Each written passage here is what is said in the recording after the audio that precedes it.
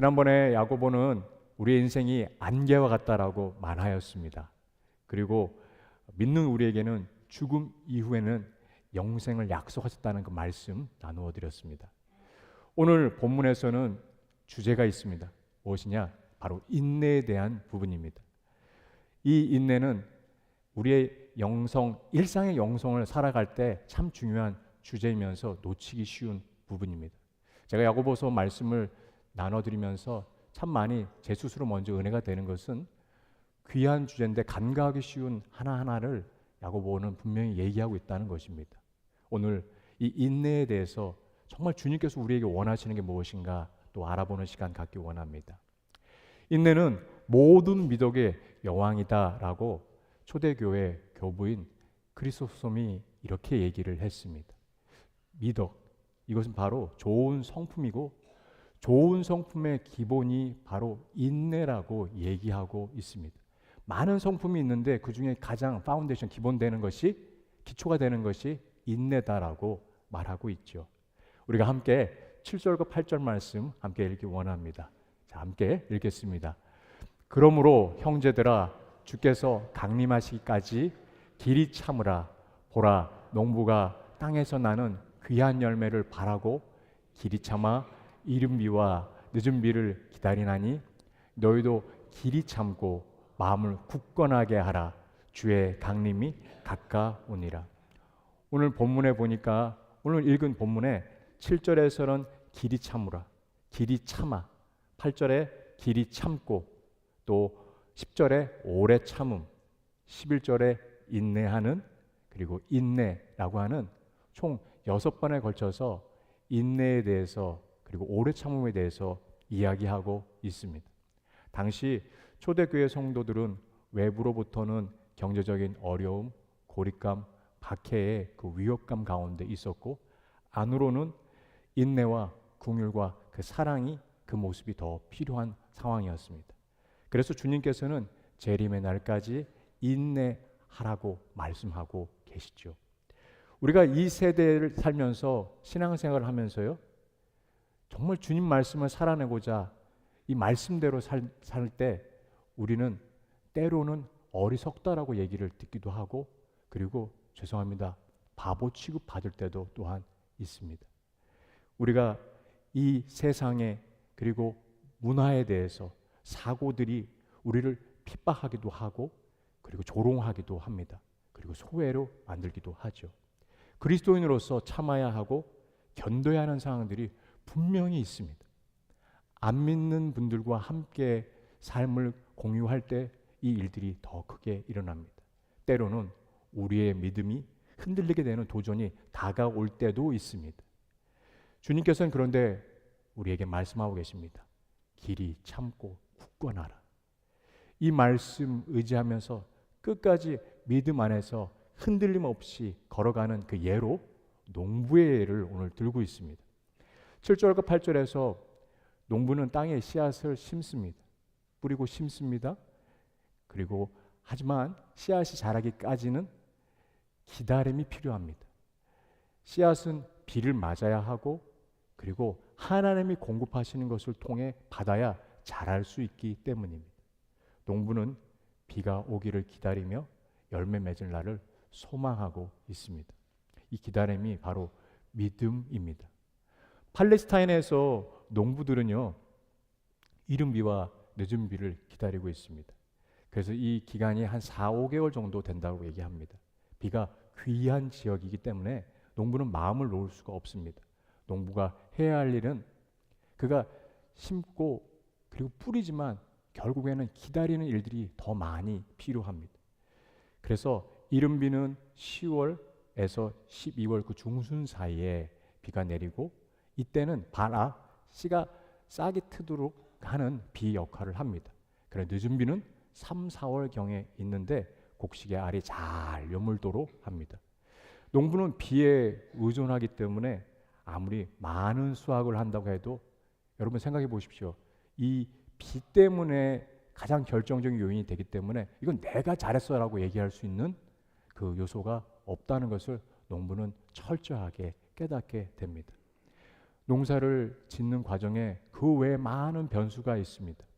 가뭄, 장마, 태풍, 뭐 이런 환경적인 요인들이 농사를 지을 때 참 많은 요소로서 와서 농부가 정말로 하루하루 하늘을 바라보면서 그 어려움 속에 참고 그가 할 일은 매일매일 그러나 삽질하고 괭이질하면서 땅을 고르고 씨를 뿌린 후에 기쁨의 수확을 기다리며 그 때를 소망하면서 하루하루를 인내하는 것입니다.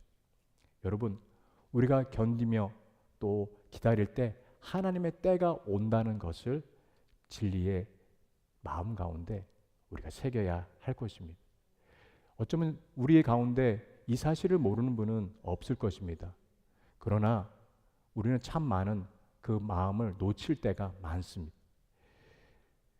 우리가 특별히 주변에 있는 분들에게 영혼의 씨앗을 뿌렸을 때도 우리는 참 많은 경우 놓치게 될 때가 많습니다. 이 영혼의 그 씨앗이 자랄 수 있도록 복음을 나만 아는 것이 아니라 내 주변에 있는 분들한테 전했는데 그 씨앗이 자라는 것 같지 않아서 우리는 절망하게 되거나 그리고 내가 과연 이렇게 하는 게 얼마나 필요한가라고 하면서 회의가 될 때도 있습니다. 그런데 여러분 꼭 기억하셔야 됩니다. 그 뿌려진 씨앗, 복음의 씨앗은 어느 누군가의 가슴에서 자라 주님을 만날 수 있게 되고 그리고 그 주님의 사랑을 깨닫게 되는 일이 반드시 있습니다. 생각해 보십시오. 저와 여러분들이 그 증거 아닙니까? 누군가가 우리를 위해서 기도해 줬고 누군가가 복음의 씨앗을 뿌렸기에 우리는 오늘 이 자리 가운데 나와서 주님을 찬양하며 예배하며 주님 나의 전부 되십니다라고 고백하는 이 자리가 된 것입니다. 여러분, 그런데 제가 이 말씀을 준비하면서 깨달았던 것이 있습니다. 인내라는 것은 무조건 참는 것에 그치는 것이 아니라 인내할 때 기도하셔야 돼요. 인내할 때 하나님을 더 찾으셔야 됩니다. 그때 우리에게 정말로 견딜 수 있는 힘을 주님이 부어주십니다. 여러분, 우리가 누군가를 견딜 수 있고 상황을 참을 수 있고 인내할 수 있는 것은 우리의 의지에 그친다면 주님이 안타까워하실 것입니다. 우리가 이런 상황을 주신 상황 가운데 우리가 함께 주님 앞에 엎드리며 그 기도 가운데 하나님께서 나에게 엎드리게 하신 이유가 무엇인가 또한 우리에게 깨닫게 해주셨을 때 우리는 더 주님을 깊이 만날 수 있기에 인내의 시간은 또 다른 축복의 시간이 된다는 것을 우리는 깨닫게 됩니다. 우리의 삶 가운데 제가 여러분들께 당부드리고 싶고 또 오늘 이 말씀을 준비하면서 어느 누군가는 하나님 나의 삶이 끝없는 인내입니다라고 고백하는 분이 계시다면 더 큰 은혜가 하나님께서 부어주실 것입니다. 주님은 우리 손을 붙잡아 주시고 분명히 인내의 자리에서 나를 만나라라고 말씀해 주셨을 때 우리 옆에 계신 주님을 놓치지 말아 주시기 바랍니다. 그것을 주님이 정말 원하신다는 얘기를 드리고 싶습니다. 그래서 9절 말씀 함께 읽기 원합니다. 자, 9절 말씀 함께 읽겠습니다. 형제들아 서로 원망하지 말라. 그리하여 심판을 면하리라. 보라 심판주가 문 밖에 서 계십니다. 시험을 당할 때 끝까지 잘 참기 위해서는 마음을 굳게 하며 형제끼리 서로 원망하지 말아야 합니다. 그런데 시험이 닥치면 우리가 마음 가운데 부담을 느끼고요. 우리 마음에 여유가 없습니다. 그러니까 금방 그 여유가 없기에 우리의 입술에 원망이 툭하니 나오기 시작합니다. 불평이 나오기 시작하죠. 우리가 인내할 때 야고보는 원망과 불평을 조심하라고 우리에게 요청하고 있습니다. 인내는 원망과 불평이 가능한 상황에서도 참아내는 성품이기 때문입니다. 여러분, 우리가 원망과 불평의 시선을 하나님께로 올려드려 그 시선을 바꾸는 시간 또한 인내의 시간입니다. 우리가 사람을 바라보며 환경을 바라보면서 얼마든지 불평의 자리로 갈 수 있습니다. 그러나 거기에 머무르지 않고 하나님께로 시선을 옮기면 우리 입술에 원망이 조금 줄어들기 시작하고 더 주님을 깊이 만나면 원망 대신 우리의 입술 가운데 감사가 나올 것입니다. 우리가 원망에 대해서 다시 한번 살펴볼 때 원망은 아주 작은 것에서부터 시작됩니다. 큰 것 때문에 우리가 원망하지 않습니다. 원망의 자리 가운데서는 이스라엘 백성들을 통하여서 그들이 어떻게 원망의 자리로 갔는가 봤을 때 민수기 11장 말씀을 함께 저희가 읽기 원합니다. 자, 함께 읽겠습니다. 그들 중에 섞여 사는 다른 인종들이 탐욕을 품음에 이스라엘 자손도 다시 울며 이르되 누가 우리에게 고기를 주어 먹게 하랴. 우리가 애굽에 있을 때는 값없이 생선과 오이와 참외와 부추와 파와 마늘을 먹은 것이 생각나거든. 이제는 우리의 기력이 다하여 이 만나 외에는 보이는 것이 아무것도 없도다 하니 광야에서 하나님은 만나라고 하는 놀라운 기적을 베풀어 주셨습니다. 그런데 민수기 11장에 보니까 이스라엘 백성들이 만나 외에는 아무것도 없네요. 아이고 애굽에 있을 때가 먹을 게 더 좋았어요 라고 하면서 이 종목을 아예 그냥 먹거리를 얘기를 꺼내고 있습니다. 생선, 오이, 참외, 부추, 파, 마늘 이 먹은 것이 생각이 난다라고 얘기하고 있습니다. 여러분 원망은 아주 작은 것에서 시작됩니다.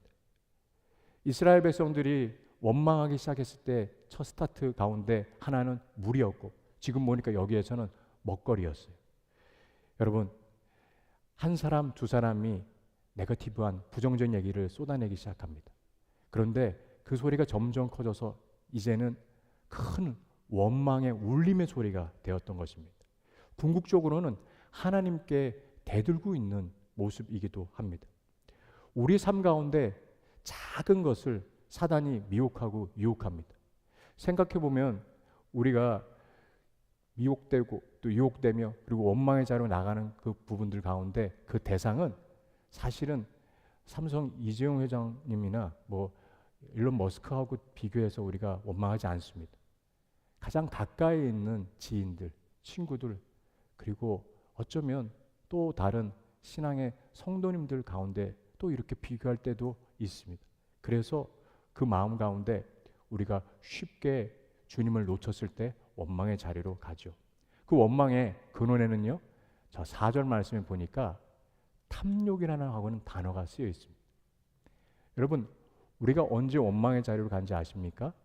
욕심이 생길 때 우리는 우리의 마음 가운데 원망의 자리로 갑니다. 욕심의 자리로 가서 그리고 비교하기 시작하고 그리고 원망하게 되는 것이죠. 우리는 원망하지 않으려면 우리의 삶 가운데 감사의 자리로 갈 필요가 있습니다. 그동안 하나님께서 우리를 지켜주시고 우리와 함께 하시며 어떻게 우리를 인도하셨는가를 다시 한번 생각해 볼 때 우리는 잊고 있었던 감사가 생각나며 감사를 놓치지 않는 것이 원망의 자리를 피하며 극복하는 가장 큰 원동력입니다. 우리에게 감사의 제목들을 계속적으로 떠올리는 것은 추수감사 기간에만 있는 것이 아니라 매일의 삶 가운데 필요한 시간인 것을 우리는 기억해야 될 것입니다. 제가 이번에 감사나무 그 바깥에 보시면 아직도 걸려 있습니다. 감사나무 가운데 그 감사 제목 두 가지가 글귀가 눈에 띄었어요. 우정 간사님이 저한테 추천해 주신 글이기도 했지만 그 글귀 두 분이 쓰신 그 글이 참 제 가슴에 와닿았었습니다. 한번 읽어드리고 싶습니다. 부족하게 하셔서 빈손으로 만드셔서 그 빈손으로 다른 빈손을 잡고 싶게 하셔서 감사합니다. 쓰러질 때 쓰러질 줄 알았는데 쓰러지지 않고 버티고 있음에 감사합니다. 이 말씀이 참, 이 구절이 참 많은 분들이 고백한 감사의 제목들 너무너무 그것도 다 귀하고 특별히 이 두 분이 고백하신 이야기가 제 가슴에 크게 울림이 되었습니다. 빈손일 때 감사하는 모습, 감동을 정말 더 주게 되었어요.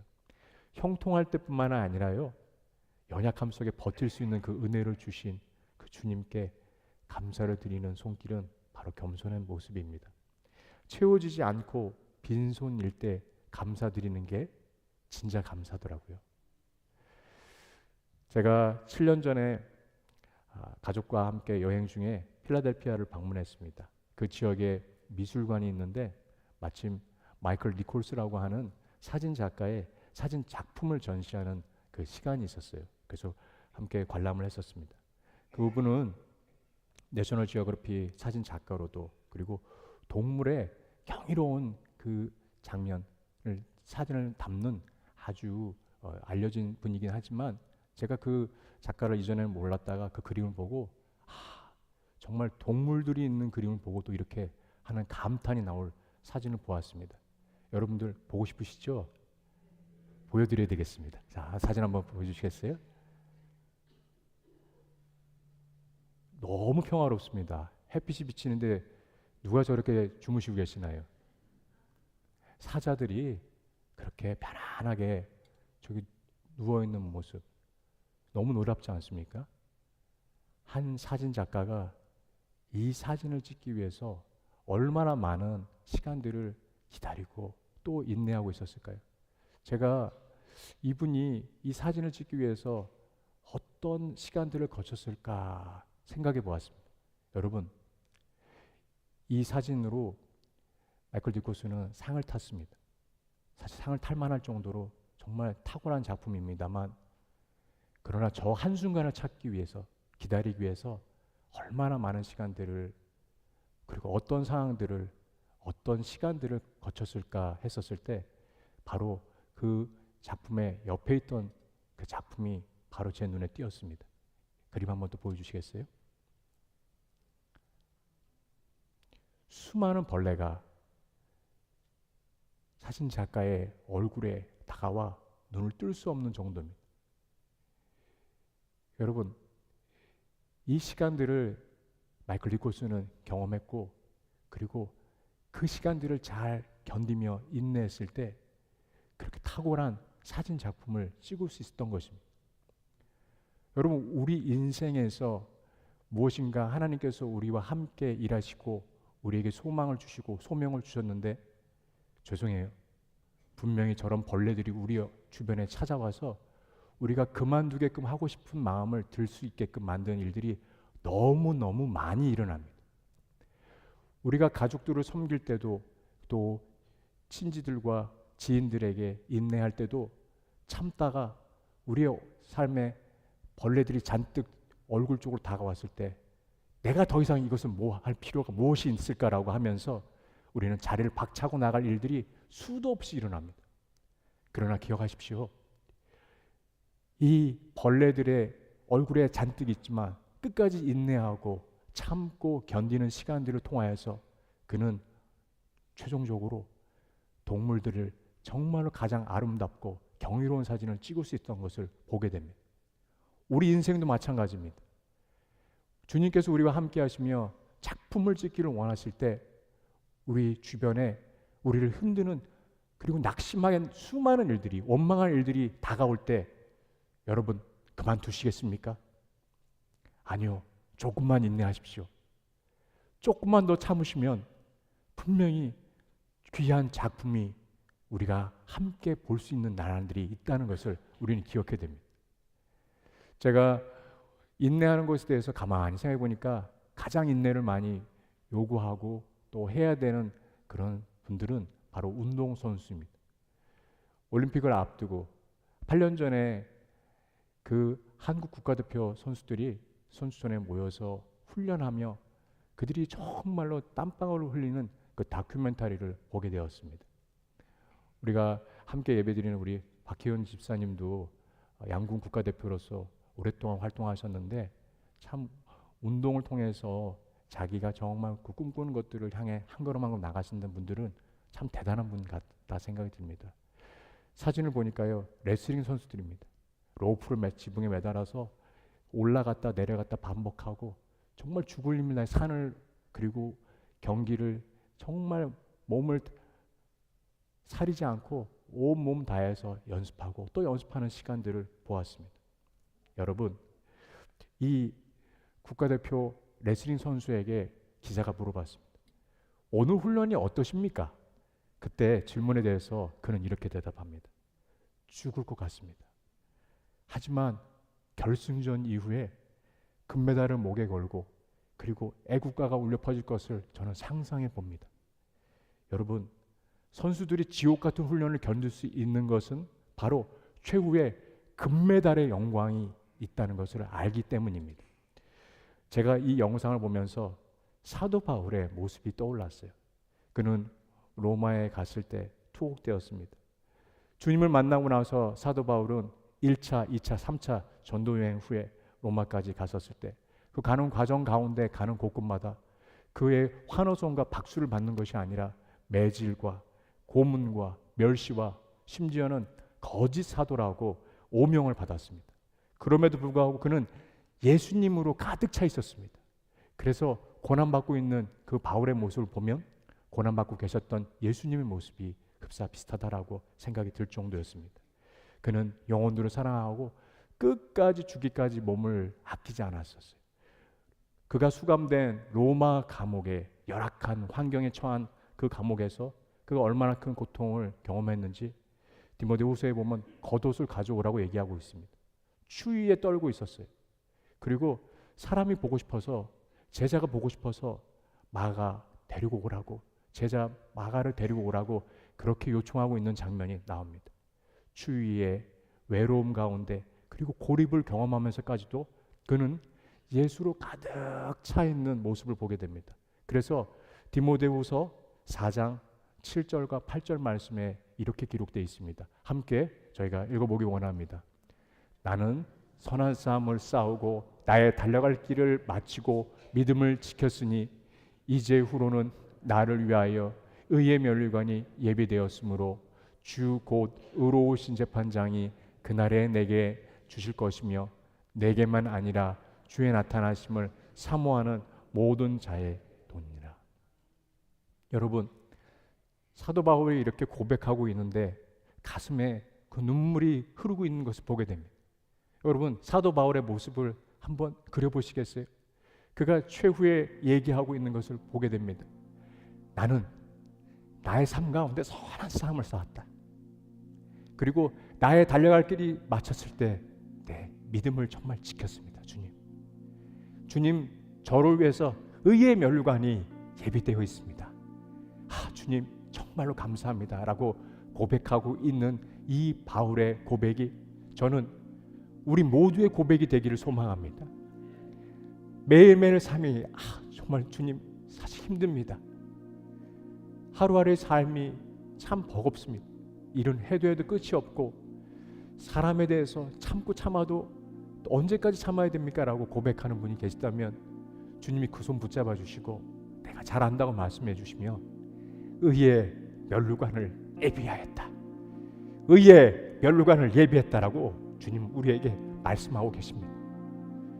주님께서 우리가 언젠가 주님 만날 날에, 재림의 때 우리가 주님을 만날 날에, 심판날에 주님을 만날 날에 주님께서 의의 면류관을 씌워주시며 잘하였다, 착하고 충성된 종이라고 그 얘기를 듣는 저와 여러분 되기를 소망합니다. 그때까지 우리가 참고 기다릴 때 참고 기다릴 수 있는 그 원동력은 바로 디모데전서 1장 16절에 나와 있습니다. 다시 한번 함께 이 말씀 저희가 읽어보기 원합니다. 함께 읽겠습니다. 그러나 내가 긍휼을 입은 까닭은 예수 그리스도께서 내게 먼저 일체 오래 참으심을 보이사 후에 주를 믿어 영생 얻는 자들에게 본이 되게 하려 하심이니라. 내가 이렇게 참을 수 있는 것은 나를 향하여서 주님께서 먼저 오래 참으셨다라고 하는 이 전제가 있었다는 것입니다.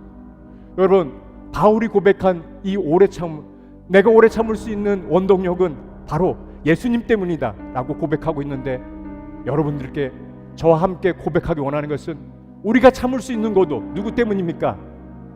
예수님께서 우리를 기다리셨기 때문입니다. 여러분, 우리가 이것을 잊지 말아야 되겠습니다. 제가 여러분들과 함께 신앙생활 한 지도 이제 1년이 됩니다. 진심으로 감사한 것은 우리 교회가 소망이 있는 교회고 새로운 주님의 은혜가 베풀어 주신 교회인 것을 우리가 깨달았을 때 우리에게 더 필요한 것은 주님을 더 깊이 만나는 것입니다. 그 주님을 바라보며 언젠가 심판날에 의의 면류관을 주실 주님을 바라보며 우리가 함께 참고 하루하루를 기쁨으로 살아내는 저와 여러분 되시기를 예수님의 이름으로 축원합니다.